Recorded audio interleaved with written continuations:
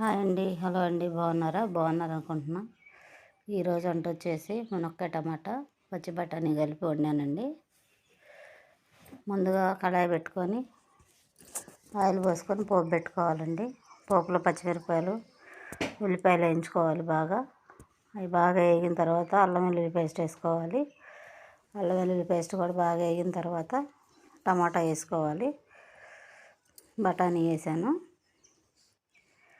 బఠానీ టమాటా అన్నీ బాగా మెత్తగా మగ్గబెట్టుకోవాలి.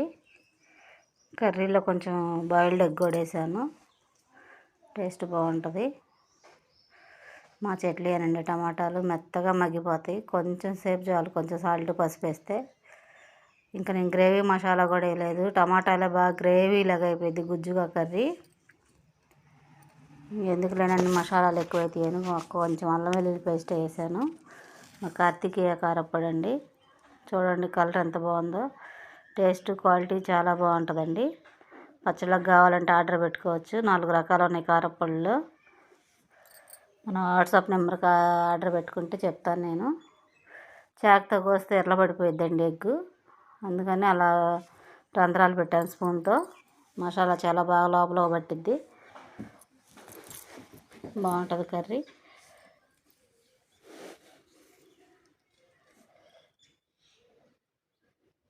కొంచెం గ్రేవీ కోసం వాటర్ వేసాను.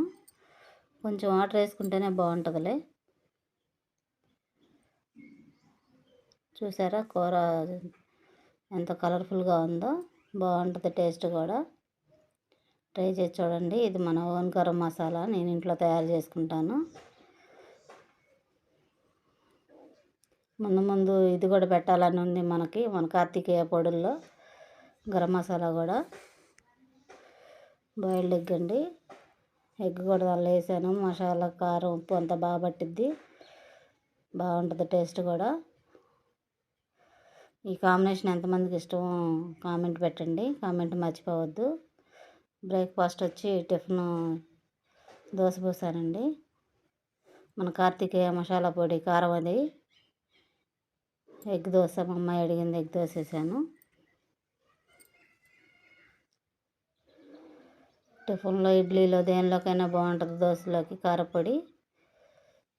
ఒక పక్క కర్రీ పెట్టి ఒక పక్క టిఫిన్ వేసానండి. షాప్ దగ్గరికి వెళ్ళాలి, వాళ్ళు చాలా ఆర్డర్స్ ఉన్నాయి పచ్చళ్ళు.